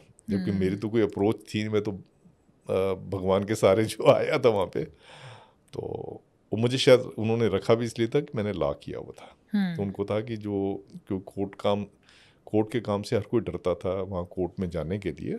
उन्होंने कहा इसने दिल्ली से एलएलबी की हुई है, तो दिल्ली की कोर्टों वगैरह को ये संभाल लेगा। और उनका बहुत बढ़िया उनका असेसमेंट था। मैंने आगे अगर आप पूछेंगे तो मैं बताऊंगा कैसे मैंने कोर्ट्स वगैरह को कैसे अटेंड किया। तो फिर जब मैंने उनको कहा आरपी सिंघल का नाम लिया तो थोड़ा वो मेल्ट डाउन हो गए। उनको था कि हम ऐसे रफली इसको जो है वो नहीं भगा सकते यहाँ से। मैं फिर जाके बाहर बैठ गया। इतनी देर में मैं देखता हूँ कि एक बंदा वेल सूटेड बूटेड, एक टाई लगाई हुई है, सूट बूट पहना हुआ है, अच्छे जूते पहने हुए और बड़े कॉन्फिडेंट वे में वहाँ पे आया। तो मैं उसको देख के खड़ा हो गया। मैं सोफे पे बैठा था, मैं खड़ा हो गया। तो उसने मेरे से पूछा कि आर यू न्यू हेयर? मैं कहा या I am new here, I have joined as assistant superintendent, I have come here for the post of assistant superintendent. So he told me कि इज ही हैरेसिंग यू? या he is harassing me. So Okay. I was not aware कि who ये is कौन है? that हाँ, person. exactly who is this person? कहते okay you wait here. वो चला गया, अंदर चला गया। थोड़ी देर में वो क्या होता है सरकारी नौकरी में, आपको वो ऑफर लेटर देते हैं। ऑफर लेटर के जवाब में आप एक ज्वाइनिंग लेटर देते हो। ज्वाइनिंग लेटर के स्ट्रेंथ के ऊपर वो एक आपको लेटर इशू करते हैं कि आपको जेल की स्ट्रेंथ पे हमने ले लिया। थोड़ी देर में वो आया, उसने मेरा जो ज्वाइनिंग लेटर मैंने अंदर भेजा हुआ था उसके बेस पे उसका जवाब बना के लाया, जिसमें ये था कि आपको जेल की स्ट्रेंथ पे ले लिया गया है। ओके। तो ठीक है, मैंने कहा ये तो एक कोई देवदूत है, भगवान ने भेजा है मेरे लिए जो यहाँ पे। Later on I came to know कि दैट ही देवदूत। Was Charles Sobhraj. मेरे को तो पूरा ये था कि ये कोई सीनियर ऑफिसर है जो कि इतनी तो मतलब उससे इससे एक चीज़ से समझ में आ रहा है कि कहाँ तक पहुँच थी हाँ चार्ल्स कहाँ शोबराज तक की। पहुँचती और किस इम्प्यूनिटी से वो घूम रहा था। उससे मुझे समझ आ गया कि मतलब उस चार्ल्स सोबराज की जबकि वो कितनी ऑलरेडी चलती है। प्रिजनर था वहाँ पे। जबकि ऑलरेडी प्रिजनर था। उसके बाद अखबारों में बहुत आर्टिकल आए कि Tihar jail is being ruled by Charles Sobhraj. तो इसकी आगे एक कहानी है, फिर मैं बताऊंगा अगर आप पूछेंगे तो। बिल्कुल बिल्कुल। तो अब ये तो आपने बताया कि चार्ल्स शोबराज की कितनी चलती थी, ठीक है, वो आपने खुद अनुभव किया, खुद आपका एक्सपीरियंस है। लेकिन एक बड़ा दिलचस्प किस्सा है चार्ल्स शोबराज से जुड़ा हुआ। उनकी एक गर्लफ्रेंड होती थी, उस शीरी क्या नाम था, शीरी समथिंग नाम था। शरीना वकर। हाँ, तो वो आती थी, सुना है कि जेल में आती थी और बाकायदा वहाँ कुछ जेल अधिकारी होते थे जिनके जो अपना कमरा भी देते थे कुछ अच्छा गुड टाइम हाँ, स्पेंड करने के ये लिए। मैंने भी सुना था। मतलब इसमें क्या है कि अच्छा, ये आपने सुना है या कभी आपने नहीं इसका देखा कुछ? तो नहीं, क्योंकि ये हमारे से पहले आने की बातें थी। ओके। मैंने 81 मई में ज्वाइन किया था। तो उससे पहले हमने ये सुना था कि चार्ल्स सोबराज ने जो उस टाइम पे जो जेल ऑफिसर थे, सीनियर ऑफिसर थे, उनकी बातों को रिकॉर्ड किया हुआ था डिक्टाफोन में। ओके। और उससे वो उनको ब्लैकमेल करता है। वो ब्लैकमेल करता है और उसमें उसने जो उसकी गर्लफ्रेंड वगैरह आती थी तो उनके साथ वो जो उनका एंटी रूम होता है जो ऑफिसर्स का, उसमें बैठ के वो जो है बात करता था उनसे, अपनी जो भी उसको मिलने वाले आते थे। तो फिर मैंने देखा कि चार्ल्स सोबराज की तो चल रही है। उन दिनों में क्या था कि अखबारों में खूब आता था, खासकर इंडियन एक्सप्रेस में बहुत आता था कि Charles Sobhraj rules Tihar jail. रोज जब तक इंडियन एक्सप्रेस में एक खबर जेल की नहीं है, मैं 81 की बात कर रहा हूँ, एक खबर अगर जेल की नहीं आती थी हमें लगता था कि आज शायद जेल बिल्कुल परफेक्ट चल रही है। रोज एक आधी खबर आती थी। तो उसमें एक जब ये खबर आई Charles Sobhraj rule Tihar jail, तो उन दिनों में ज्ञानी जैल सिंह जी वो होम मिनिस्टर होते थे और उन दिनों में असेंबली वगैरह भी नहीं होती थी। तो एक तरह का आप ये लगा लें कि पूरा बीइंग यूनियन टेरिटरी, पूरा एडमिनिस्ट्रेशन जो जेल का है सेंट्रल गवर्नमेंट के पास होता था। जब तिहाड़ जेल में रोज़ इसके किस्से सुनते थे तो मेट्रोपॉलिटन काउंसिल होती थी यहाँ, वहाँ पर क्वेश्चन उठते थे पर उसका इतना ज़्यादा कोई इफ़ेक्ट नहीं होता था। एक दिन शाम को, अभी मेरे को मैं मई में मैंने ज्वाइन किया था, सितंबर की बात है, सितंबर शाम को मेरे को ड्यूटी ऑफिसर लगाया हुआ था। तो मैं एज ए ड्यूटी ऑफिसर का काम होता है कि जेल की ड्योढ़ी में बैठना। मतलब पूरे गेट का इंचार्ज होता है, ड्यूटी ऑफिसर होता है, और जो भी एक्टिविटी उस टाइम पे हो रही होती है उसका इंचार्ज होता है। तो मेरा एक गेट कीपर सिपाही था, भागता हुआ आया मेरे पास, कहने लगा सर बाहर एक सरदार जी आए हैं और वो कह रहे हैं कि मैं होम मिनिस्टर हूँ। तो मैंने कहा सरदार जी हैं कह रहे हैं होम मिनिस्टर, मैंने कहा ले भैया अंदर ले, क्योंकि एक प्रोटोकॉल होता है बिल्कुल। कि अगर होम मिनिस्टर अगर बता के आते हैं फिर तो पूरा सैल्यूट्स वगैरह सारा वो होता है, पर ये क्योंकि सरप्राइज उसके ऊपर आए थे तो वो सिपाही भी इनोसेंट था, तो वो नहीं पहचान पाया कि वाकई ये तो कोई ऐसे कोई भी कह दे कि मैं होम मिनिस्टर हूँ ये। तो मैंने कहा आने थे उनको। उसने ज्ञानी जेल सिंह जी उनको अंदर लाए और उनके साथ उनका पीएस था उसको भी अंदर आने दिया। उन दोनों में सिक्योरिटी वगैरह का जो इतना ज़्यादा नहीं होता था। तो जैसे मेरी ड्यूटी थी उस टाइम पे, बीइंग ड्यूटी ऑफिसर, मैंने उनको सलाम वो किया, आप सैल्यूट मारी और मैंने कहा सर मैं ड्यूटी ऑफिसर हूँ। तो क्या नाम है आपका? मैंने बताया मैं सुनील गुप्ता हूँ, असिस्टेंट सुप्रिटेंडेंट हूँ यहाँ पे। तो कहने लगे चार्ल्स फोबराज को कहाँ रखा हुआ है? मैंने कहा ठीक है मैं आपको चार्ल्स फोबराज के वार्ड में ले चलता हूँ। उन दिनों में बी क्लास और सी क्लास प्रिजनर दो तरह के होते थे। बी क्लास प्रिजनर वो होते थे उनको बहुत स्पेशल फैसिलिटी मिलती थी। ब्रेकफास्ट स्पेशल होता था, लंच स्पेशल, डिनर स्पेशल, दोपहर की चाय स्पेशल, फर्नीचर मिलता था उनको। तो काफ़ी और बी क्लास उनको मिलती थी जो ग्रेजुएट होते थे या जो है जब इनकम टैक्स पे ही होते थे जब उनको अरेस्ट किया, उनको बी क्लास मिलती थी। वो उस टाइम पे जो है बहुत थोड़े लोग होते थे ऐसे। आजकल तो होलसेल में तो आप ये हर एक ग्रेजुएशन तो हर एक मिल जाएगा। एग्जैक्टली। तो इस तरह का कुछ चीज़ अभी भी लागू है? अब नहीं है। तो फिर मैंने उनको कहा बी क्लास वार्ड में, कहते ले चलो वहाँ पे। तो बी क्लास वार्ड में मैं ले गया इनको। तो इन्होंने चार्ल्स फोबराज से बात की। चार्ल्स फोबराज हिंदी समझ जाता था पर हिंदी बोल नहीं पाता था। तो ज्ञानी जी जो पूछ रहे उससे वो इंग्लिश में बोल रहा, तो मैं उनको एक्सप्लेन कर रहा एज ए ट्रांसलेटर कि ये बात कह रहा है वो। इसने काफ़ी सारी किताबें रखी हुई थी, प्रिजनर को अलाउ करते थे हम किताबें वगैरह रखना, उसने किताबें वगैरह अपने पास काफ़ी रखी हुई थी। तो उन्होंने पूछा all these books have been allowed to you by the prison authority, मैंने हिंदी में उन्होंने कहा। तो मैंने उसको किया तो उसने कहा हाँ ये मेरे को सारे अलाउ किया हुआ है। बेसिकली अगर कोई प्रिजनर पढ़ना चाहता है, पढ़ना लिखना चाहता है, हम एनकरेज करते हैं क्योंकि एक तरह की ये रिफॉर्मेटिव स्टेप होता है। तो उन्होंने 2 मिनट बात की होगी उससे। तो उसके बाद मैं ज्ञानी जी के साथ था। तो ज्ञानी जी का जो पीएस था वो ज्ञानी जी से थोड़ा अलग हो गया। कुछ प्रिजनर आए उसको थोड़ा सा अलग ले गए।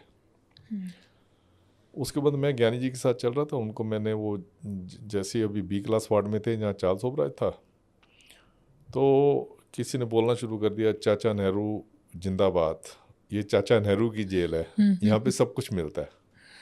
अच्छा, मैं ड्यूटी पे कोई ट्रेनिंग नहीं थी मेरे को, मैंने सोचा ये तो बहुत अच्छी बात है, चाचा नेहरू जिंदाबाद कर रहे हैं और चाचा नेहरू की जेल है। तो मुझे लगा this is very positive sign है। तो उसके बाद वो हुआ। तो उसके बाद वो इनका वो जो इनका पर्सनल सेक्रेटरी था वो अलग था, तो मैं इनके साथ था। उसके बाद फिर इन्होंने कहा कि जो ये जो प्रिजनर कह रहे थे चाचा नेहरू जिंदाबाद, ये चाचा नेहरू की जेल है, वो बड़े ट्रबल क्रिएटर प्रिजनर थे। एक का नाम तो था बज्जी, एक का नाम था दीना, नाम भी मुझे याद आ रहे हैं। तो वो जिस वार्ड से निकल के आए थे वो अंडर टाइल वार्ड था जहाँ से निकल के आए थे। फिर हम उस वार्ड में भी गए। उस वार्ड में देखा तो सब ठीक ठाक मिला। मेरे ख्याल आधा घंटा पौना घंटा वो रहे होंगे जेल में। तो सीधा फिर निकल के वो बैठे नहीं, वो बाहर निकल गए। तो मुझसे सुप्रीम जेल ने पूछा, BLV जो होते थे उस टाइम पे, कि जेल में विजिट कैसी रही। तो जो मेरी अपनी असेसमेंट थी, मैंने सारा दिल्ली से पढ़ा लिखा बड़ा हुआ, तो मैंने कहा जी बड़ी अच्छी विजिट रही वो। बल्कि उन्होंने तो देशभक्ति के वो उन्होंने जो है नारे लगाए, चाचा नेहरू जिंदाबाद, क्या नहीं देशभक्ति की बात थी। तो मैंने कहा मुझे तो लग रहा है कि काफ़ी अच्छी विजिट गई। तो बस आराम से अपना वो हो गया। उसके बाद डिप्टी सुप्रिटेंडेंट आए, कैदियों को जो छोड़ना वगैरह होता था वो शाम को होता था, 8-9 बजे शुरू होता था। तो मैंने ये फीडबैक दे दिया। तो उसके बाद अगले दिन मैं अखबार में पढ़ता हूँ, इंडियन एक्सप्रेस में फ्रंट पेज की खबर थी कि जब ज्ञानी जैल सिंह जी जेल में गए तो उनको कैदी खाली हैं। शराब की बोतल जो है प्रेजेंट की गई और कहा कि यहाँ शराब नशे की सब चीज़ें मिलती हैं। Oh my God. तो मैं हैरान, मैंने कहा यार मेरे सामने तो कुछ नहीं मिला था। मैं तो वही जो चीज़ मेरे सामने होती है उसको मैं बता सकता, कोई चोरी छिपे कोई चीज़ हुई है, वो बात किसी ने उनके सेक्रेटरी से किया तो उसको मैं कैसे बता सकता था। तो अगले दिन ये देखा कि जिसमें कहा कि उनसे नशे की चीज़ें वगैरह मिली और ज्ञानी जी के साथ बदतमीजी की, ये किया वो किया। उसके बाद तीसरे दिन ये आ गया कि मुझे, मेरे साथ एक और असिस्टेंट सुपरिटेंडेंट थे, वो भी शाम की ड्यूटी में थे, उनको और 3-4 वार्डर थे, वार्डन स्टाफ था, हेड वार्डर थे, उनको सस्पेंड कर दिया। मैं बड़ा हैरान कि अभी मैं प्रोबेशन पे हूँ, सस्पेंड कर दिया, क्यों सस्पेंड कर दिया कुछ पता नहीं। तो उसके बाद फिर जब चार्जशीट मुझे मिली उसमें ये लिखा हुआ था कि हमारी सिक्योरिटी व्यवस्था इतनी दुरुस्त नहीं थी जिसकी वजह से 2 प्रिजनर हम आपके वार्ड में घुस आए, क्योंकि मैं इंचार्ज था उस वार्ड का। 2 प्रिजनर आपके वार्ड में घुस आए और उन्होंने खाली बोतल शराब की जो उनको दिखाई, तब मुझे पता लगा कि ऑफिशियल वे में कि ये चीज़ हुई थी। पहले तो ओके। अखबार से ही पता लग रहा था, पर फिर भी मुझे बिना ट्रेनिंग के, बिना आप उसमें जाके बैठ गए थे। तो उसके बाद 3-4 दिन के बाद ये उन्होंने सुप्रीम को भी सस्पेंड कर दिया, डिप्टी सुप्रीम को जो थे वो भी सस्पेंड कर दिया। फिर और कहानियाँ पता लगी कि डिप्टी सुप्रिटेंडेंट भी शराब पी के आते थे और लोगों से कहते थे पैसे लाओ नमकीन के, ये तभी हम छोड़ेंगे कैदियों को। बहुत सारी कहानियाँ पता, सुप्रीम का भी पता लगा तब और चीज़ों का। तो खैर मैं तो प्रोबेशन में था, मुझे तो करीब 2 महीने, 1.5-2 महीने में मुझे उन्होंने ड्यूटी पे वापस ले लिया। हाँ, एक्जोनरेट करके। पर इन बिटवीन देखें मेरे पास चार्ल्स सोबराज आया, जिस दिन सस्पेंड किया, अखबार में आया तो मेरे पास आया, कहता है मुझे बड़ा अफसोस हो रहा है कि आप जैसे एक अपराइट ऑफिसर को उन्होंने सस्पेंड कर दिया, आपको कोई मदद चाहिए मेरी तरफ से तो मैं मदद के लिए तैयार हूँ। मैंने कहा मुझे क्या मदद है, कोई शादी हुई नहीं, छड़े आदमी हैं और सैलरी वगैरह अच्छी थी। तो मैंने कहा नहीं, कोई वो नहीं। तो उसने ये बात अपनी किताब में भी लिखी है कि मैंने एक ही ऑफिसर ऐसा देखा जिसने मेरे से पैसे नहीं लिए, बाकी सभी ने पैसे लिए। तो खैर ये वाला था, मैंने अपनी किताब में ये वाले इंसिडेंट को दिया हुआ है कि उसने पैसे देने की कोशिश की, मैंने लिए नहीं। बिल्कुल नहीं, बिल्कुल आपकी इमेज जो है हमेशा एक ईमानदार ऑफिसर की रही, और आसान नहीं होता ताउम्र ईमानदारी के साथ अपनी ज़िंदगी का निर्वहन करना या अपने काम को पूरी शिद्दत और ईमानदारी के साथ निभाना। चूँकि जिक्र हो रहा है चार्ल्स सोबराज का, तो देश की फर्स्ट आईपीएस, महिला आईपीएस की बात कर रही हूँ मैं, किरण बेदी जी, हम सब जानते हैं बहुत पॉपुलर रही हैं। और अगर हम लोग जेल रिफॉर्म्स की बात करें तो काफ़ी काम किया, तिहाड़ में उन्होंने बहुत लंबे टाइम तक काम किया। लेकिन कहा जाता है कि चार्ल्स सोबराज को उन्होंने एक टाइपराइटर दिया था लिखने के लिए, और संभवतः वही वजह रही उनको तिहाड़ से हटाए जाने की। ये बात कितनी सच है? देखिए क्या होता है कि जब मैडम किरण बेदी है, मैं डीएसपी था वहाँ पे, तो क्या होता है कि जितने प्रिजनर हैं उनको अगर आप कोई ना कोई काम दे के रखोगे, बिजी रखोगे, तो वो खुराफात नहीं करेंगे। और ज़्यादातर प्रिजनर मैंने देखा आपका विश्वास नहीं तोड़ते। आपने अगर उनके ऊपर विश्वास किया, तो इसलिए मैंने आपको कहा जो इन्होंने चार्ल्स सोबराज भागा या जो शेर सिंह राणा भागा, that was a cheating, breach of trust आप कह सकते हो ये। तो मैडम किरण बेदी का ये था कि उनको था कि जितने रिफॉर्मेटिव प्रोग्राम जेल के अंदर ला सकते हो लाओ। उन्होंने क्या करना शुरू किया, मंदिर वाले, आर्य समाज मंदिर होते हैं, सनातन धर्म मंदिर होते हैं, ब्रह्म कुमारी हो गई, गुरुद्वारे हो गए, ये सब जगह होते हैं। उन सब के लोगों का कि आप आके मोरल टीचिंग की, आप हमारे इनको जो प्रिजनर हैं इनको आप मोरल टीचिंग की बातें समझाएं। फिर कोई लोग थे जो कहते थे हम इनको काम सिखा सकते हैं, कुछ कहने लगे कि हम इनको पढ़ा सकते हैं। तो उसमें ये था हर एक को बिजी रखो। अब किसी प्रिजनर ने कहा सर मैं इनकी पेटिशन वगैरह लिख सकता हूँ, कह दूँ कि कानूनी सहायता दे सकता हूँ। उसको कहा ठीक है, तो कानूनी सहायता लीगल एड सेल में आ जाओ। किसी ने कहा कि मैं जेल में फर्नीचर अच्छा बना सकता हूँ, ठीक है, फर्नीचर वाले उसमें आ गए। ये ठीक चीज़ें हम है। पहले भी देखते थे, पर मैडम ने आके इन सबको ऑर्गेनाइज ज़्यादा, कर हाँ, दिया, ऑर्गेनाइज सिस्टमेटिक कर है। दिया। जब एक आपको बॉस कह रहा है कि आप ये चीज़ें करो, फिर हर कोई बॉस की नज़र में अच्छा बनने के लिए उन एक्टिविटी को ज़्यादा से ज़्यादा स्केल पे करता है। तो चार्ल्स सोबरस ने कहा, चार्ल्स सोबरस की हिस्ट्री थी कि इसने अब जितने इसके अपने ऊपर भी केस थे, 6-7 केस तो थे मुझे पता है इसके, तो उसमें भी ये खुद अपने लड़े। और ये जहाँ तक मुझे पता लगा, ये खुद जो सीनियर एडवोकेट थे, जब ये सुप्रीम कोर्ट में अपने एक केस तो इसने सुप्रीम कोर्ट में आर्गू किया, 1 या 2 केस, उसमें जो सीनियर एडवोकेट होते थे वो जो बाद में जज भी बने सुप्रीम कोर्ट के, वो इसको किताबें ये बताता था आप ये वाली जजमेंट निकालो, तो वो करके इसकी हेल्प करते थे। ओके। तो देख के मतलब अच्छा लगता था। तो मैडम ने इसको कह दिया कि आप चलो ठीक है, आप पेटिशन बना सकते हो, आप पेटिशनें बनाओ प्रिजनर्स की। क्योंकि 93-94 में तब नए नए कंप्यूटर वगैरह भी आए थे तो इन्होंने उसको जो कंप्यूटर था उसको दे दिया कि तुम इनकी पेटिशनें बनाओ। उसमें कोई इलीगैलिटी नहीं थी। अभी भी हम प्रिजनर्स को जो है, मैंने जैसे आपको बताया कि बहुत बड़ा काम हमारा जो होता है जो प्रिजनर्स करते हैं। अब हम प्री मैच्योर रिलीज के लिए नॉमिनल रोल बनाने होते हैं, हर एक प्रिजनर की हिस्ट्री लिखनी होती है, वो सारा बैठ के प्रिजनर करते हैं। कई बार तो हम उनको टाइपराइटर उनके सेल में दे देते हैं, क्योंकि रात को बंद करना भी बड़ा ज़रूरी होता है उनको उनकी सेल में, ये कानून कहता है। हम उनको दे देते हैं कि तुम बैठ के ये काम करते रहो। तो ऐसे इसको ये वो दे दिया था कि आप अपना बैठ के पेटिशन वगैरह जो बनानी है बनाते रहो।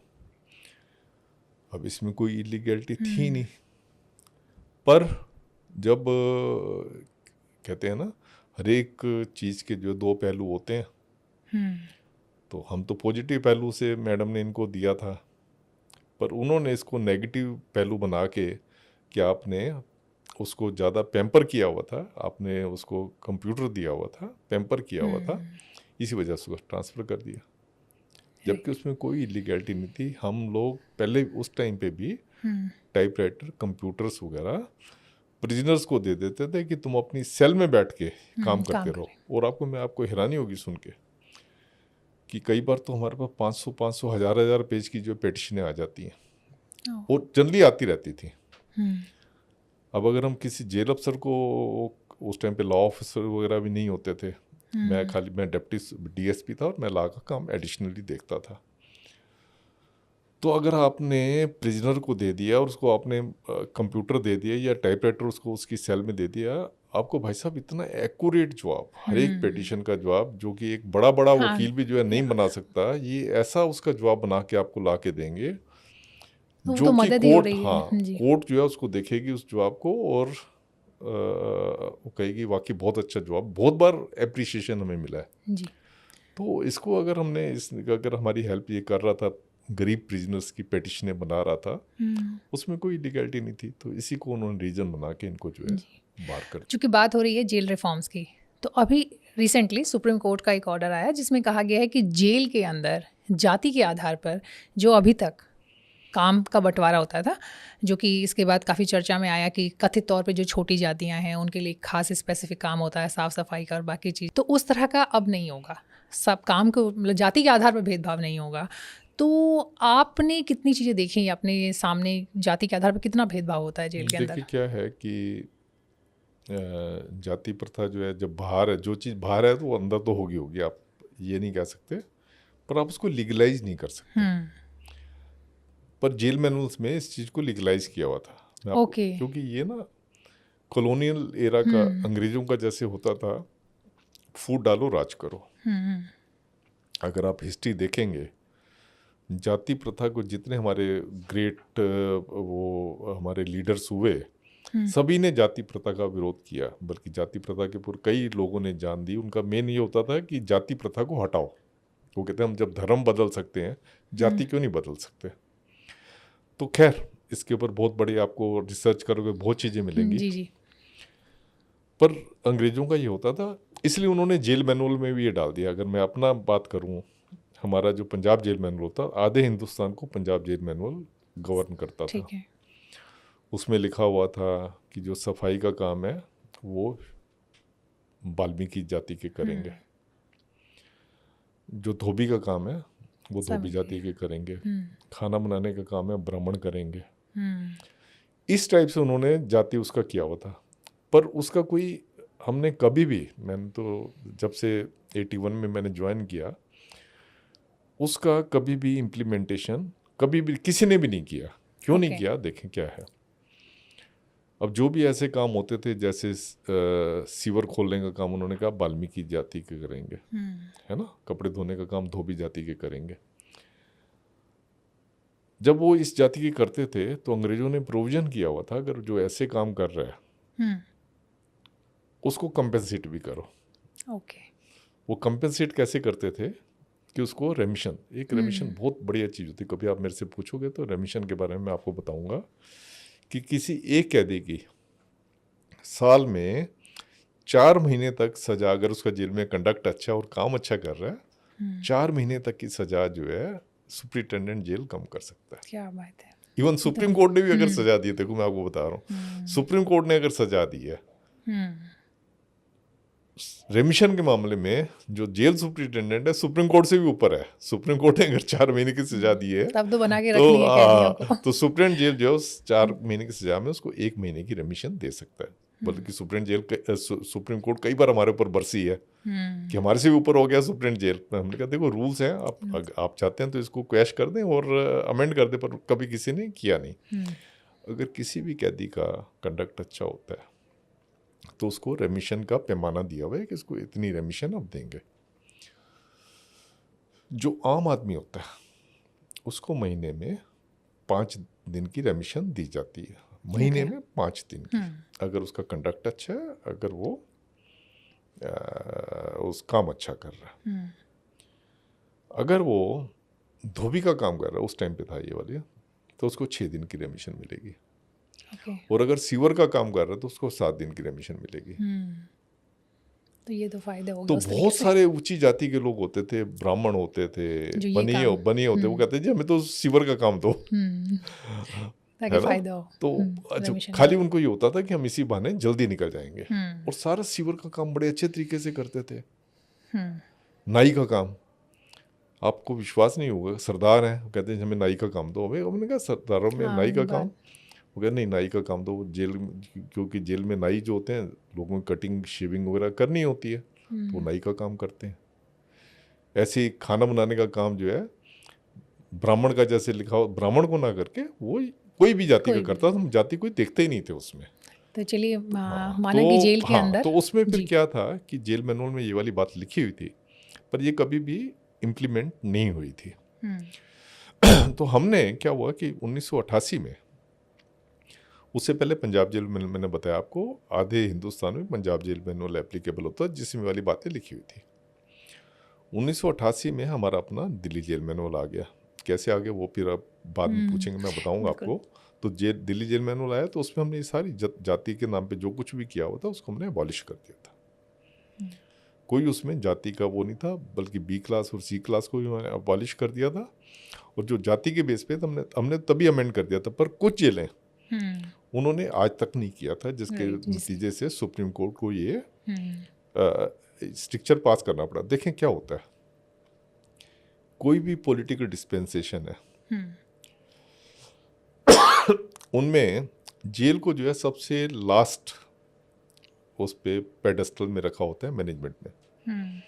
अब जेल वालों को, ये बात दिल्ली में नहीं है और जगह मैं बता रहा हूँ, अगर आपको जेल का कोई 5 लाख रुपए का भी कोई इलेक्ट्रॉनिक गैजेट्स खरीदना है तो आपको सैंक्शन करने में पता नहीं कितने महीने लग जाते हैं, साल लग जाते हैं, सालों लग जाते हैं।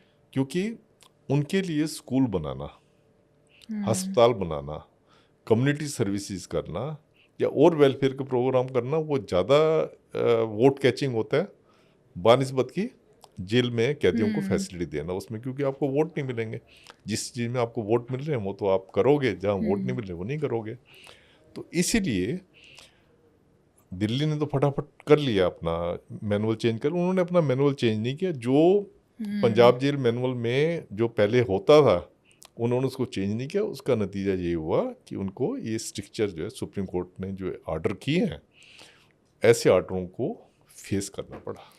अब यहाँ एक पर्सनल सवाल है। हाँ, आप पहले सुनील गुप्ता लिखते थे, बीच में आप सुनील कुमार लिखने लगे, फिर से सुनील गुप्ता लिखते हैं, तो ये जो तब्दीली सरनेम में हुई, तो इसके पीछे कोई खास वजह या यहाँ भी जो जाति वाला कोई समीकरण है वो इसके पीछे रहा?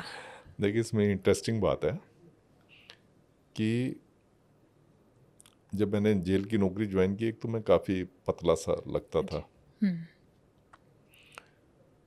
हर एक आदमी को ना अपनी वर्थ प्रूव करनी पड़ती है।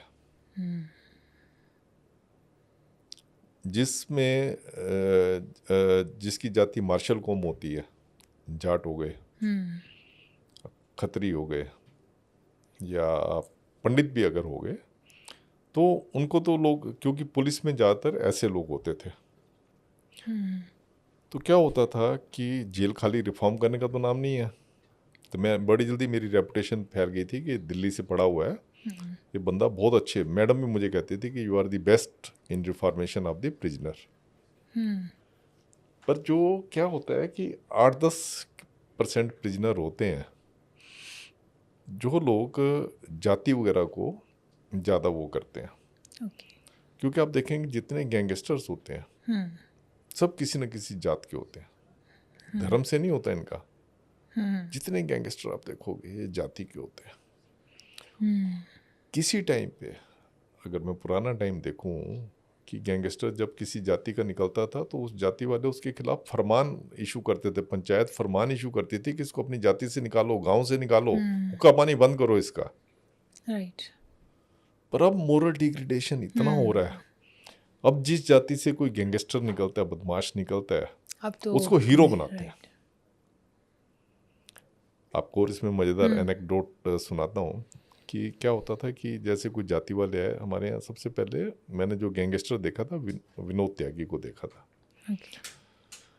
तो वो विनोद त्यागी के थे, तो हम तो सिपाही को कभी किसी जाति उसमें करते नहीं थे, तो हमारे बहुत सारे सिपाही थे जो पहले जाति नहीं लगाते थे, उन्होंने अपनी जाति लगानी शुरू कर दी। क्योंकि धीरे धीरे जाति का जो वो है एक विश जो है आपके यहाँ बढ़ता जा रहा था।